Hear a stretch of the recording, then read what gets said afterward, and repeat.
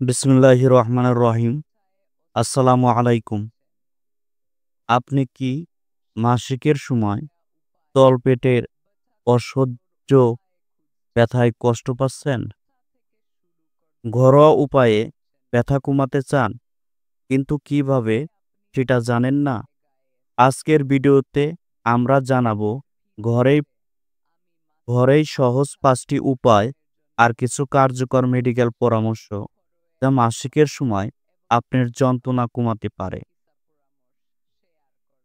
ভিডিওটি শেষ পর্যন্ত দেখুন, কারণ স্বাস্থ্য সচেতনতা শুরু হয় এখান থেকেই।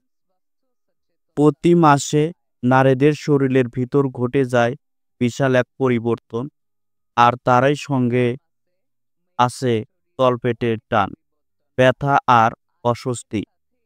এই ব্যথাকে ডাক্তারি ভাষায় বলে ডিসমেনোরিয়া। তবে কেন হয় এই ব্যথা? এই ব্যথা হয় জরায়ুপেশি যখন সংকুচিত হয়, মূলত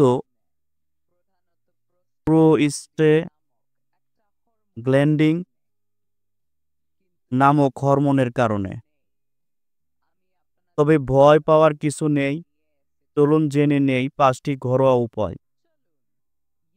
৫টি ঘরোয়া উপায়।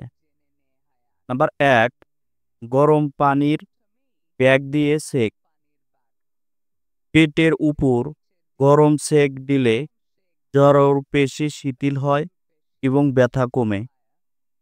প্রতিদিন ১৫ থেকে ২০ মিনিট গরম সেঁক দিন। এটা প্রাকৃতিক পেনকিলার।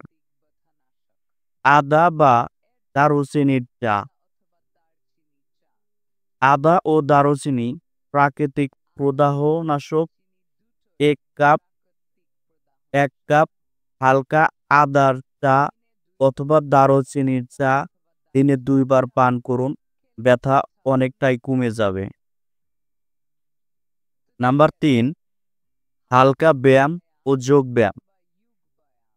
অনেকেই ভাবে ব্যায়াম করলে ব্যথা বাড়ে, কিন্তু ঠিক উল্টা।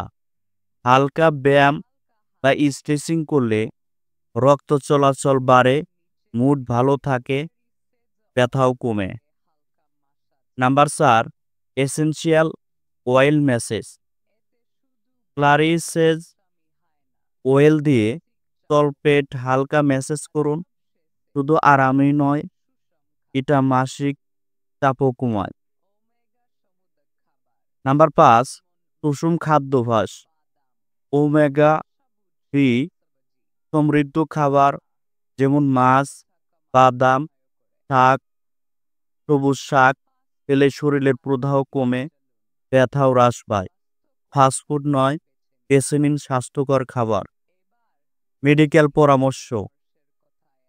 সবাইকে ঘরোয়া পদ্ধতিতে উপকার নাও সবাইকে ঘরোয়া পদ্ধতিতে উপকার নাও হতে পারে, তখন দরকার হতে পারে চিকিৎসার। আইবুপ্রোফেন মূল গ্রুপ, বাজারে যা ফ্লাম্যাক্স ৪০০ mg নামে পাওয়া যায়।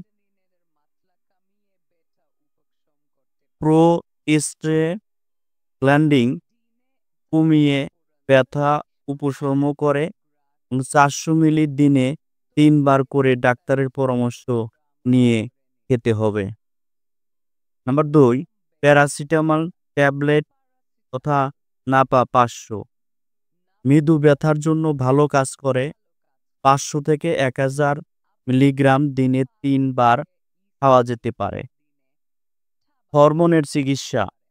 যদি ব্যথা দীর্ঘমেয়াদী হয়, তবে ডাক্তারের পরামর্শে জন্ম নিয়ন্ত্রণ পিল বা হরমোন থেরাপি নেওয়া লাগতে পারে। সতর্কতা। যদি আপনার ব্যথা খুব বেশি হয়, রক্তপাত ৭ দিনের বেশি স্থায়ী হয় অথবা মাসিক অনিয়মিত হয়, তাহলে নিজে চিকিৎসা না করে দেরি না করে একজন গাইনোকোলজিস্টের পরামর্শ নিন। কারণ অনেক সময় হতে পারে পলিসাইটিস ওভারিয়ান সিনড্রোম বা এন্ডোমেট্রিয়াসিস এর লক্ষণও হতে পারে। Call to action.